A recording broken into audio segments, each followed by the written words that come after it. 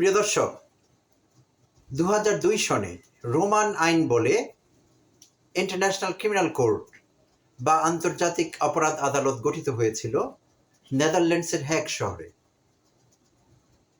আর বাংলাদেশ সহ 125টি দেশ এর সদস্য হয়েছে আন্তর্জাতিক অপরাধ আদালত বা ইন্টারন্যাশনাল ক্রিমিনাল কোর্ট। এটি কিন্তু ইন্টারন্যাশনাল কোর্ট অফ জাস্টিস নয়, এটি ইন্টারন্যাশনাল ক্রিমিনাল কোর্ট, এটি ভিন্ন আরেকটি entity.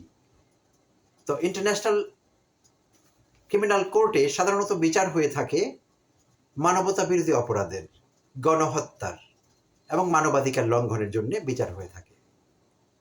R international court of justice, সেখানে বিচার না, মূলত ডিসপিউট সেটেল করা হয়। বিভিন্ন মেম্বার স্টেটের মধ্যে যখন কোনো বিষয় নিয়ে বিতর্ক হয় সেগুলো সেটেল করা হয়, ডিসপিউট সেটেলমেন্ট সেখানে হয়। তো এইটি অপরাধ আদালত, এই সিরিয়াস অপরাধগুলোর বিচার হয়ে থাকে, যেমনটি মেনশন করলাম, গণহত্যা, মানবাধিকার লঙ্ঘন এবং যুদ্ধাপরাধ। আর আমাদের পতিত হাসিনার বিচার করবার কথা ভাবছে বর্তমান সরকার এই আইসিসিতে বা ইন্টারন্যাশনাল ক্রিমিনাল কোর্টে। নেদারল্যান্ডসের হ্যাগে যে আদালতটি অবস্থিত, সেখানে হাসিনার বিচার করবার কথা ভাবছে অন্তর্বর্তী সরকার। আর এটি জানিয়েছেন প্রধান উপদেষ্টার প্রেস সচিব শফিকুল আলম সাহেব। তার বরাত দিয়ে আজকে যুগান্তর পত্রিকা নিউজটি ছাপিয়েছে। হেডলাইন ছিল, জুলাই হত্যাকাণ্ডের বিচার আইসিসিতে পাঠানোর কথা ভাবছে সরকার। তো আমাদের জানা আছে জুলাই অগাস্ট সময়টাতে হাসিনা কি করেছিল। হাসিনার সরাসরি নির্দেশে আইন শৃঙ্খলা বাহিনীর বিভিন্ন সদস্যরা নির্বিচারে গুলি করে মানুষ মেরেছে, ছাত্রদের মেরেছে, সাধারণ মানুষকে মেরেছে।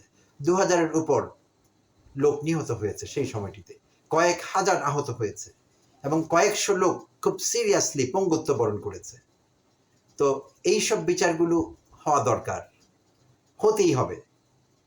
তো দেশেও তো হতে পারে, দেশে অপরাধ আদালত গঠন করা হয়েছে, সেখানে তদন্ত চলছে, বিচারিক কার্যক্রম সবকিছু মেনে, আইন কানুন মেনে সেখানে সবকিছু চলছে। হ্যাঁ, ঠিক আছে, দেশেও হতে পারত, এবং দেশে হলেও সেটি ফেয়ারই হতো। হাসিনার ক্যাঙ্গারু কোর্ট হতো না সেটি। অধ্যাপক ইউনূসের অধীনে, এই সরকারের অধীনে যেই বিচার কার্য হতো সেটি ফেয়ার হতো, এই বিষয়ে আমরা সুনিশ্চিত।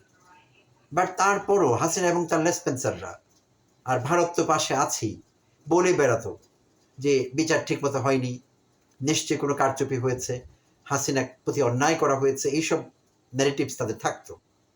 তো সরকার যে সিদ্ধান্ত নিয়েছে বা ভেবেছে এই বিষয়ে, সরকারকে সাধুবাদ জানাচ্ছি। হ্যাঁ প্রিয় দর্শক, যদি সেই হ্যাগে আইসিসিতে হাসিনাকে বিচার করা যায়, হাসিনার বিচার হয়, সেইটি হবে সবচাইতে গ্রহণযোগ্য সারা বিশ্বে। আন্তর্জাতিকভাবে সেটির গ্রহণযোগ্যতা অনেক বেশি হবে। শুধু তাই না, আরেকটি বেনিফিট আছে। এখনো সারা পৃথিবীতে যেসব স্বৈর শাসক আছেন, পৃথিবীর বিভিন্ন দেশে গণতন্ত্রের গলা টিপে জনগণের উপর যারা সিন্দাবাদের দৈত্যের মতো চেপে আছেন, সেই সব স্বৈর শাসকদের জন্য একটি মেসেজ হিসাবে কাজ করবে যে ভবিষ্যতে তাদেরও যখন শোচনীয় পতন হবে, লজ্জাজনক পরাজয় হবে, ক্ষমতার থাকবে না, তখন তাদের পরিণতিও এরকম হতে পারে। আইসিসিতে তাদেরও বিচার হতে পারে। ইন্টারন্যাশনালি, বিশ্বব্যাপী এই মেসেজটি পৌঁছে যাবে। সো এইটির তাৎপর্য অন্যরকম, দুভাবে আমরা দেখছি। একটি হলো স্থানীয় তাৎপর্য আমাদের জন্য, আরেকটি হলো আন্তর্জাতিক তাৎপর্য। সারা বিশ্বের ডিকটেটররা, স্বৈরাচারী শাসকেরা মেসেজ পাবে। সো সরকার যদি বিষয়টি মেইন করে থাকে, আমরা কংগ্রেচুলেট করি সরকারকে, and we look forward to it. আমরা চাচ্ছি এইটি হওয়া উচিত। ধন্যবাদ দর্শক, এইটুকুই শেয়ার করবার ছিল এই ভিডিওতে। ভালো থাকবেন, আবার কথা হবে অন্য কোনো ভিডিওতে।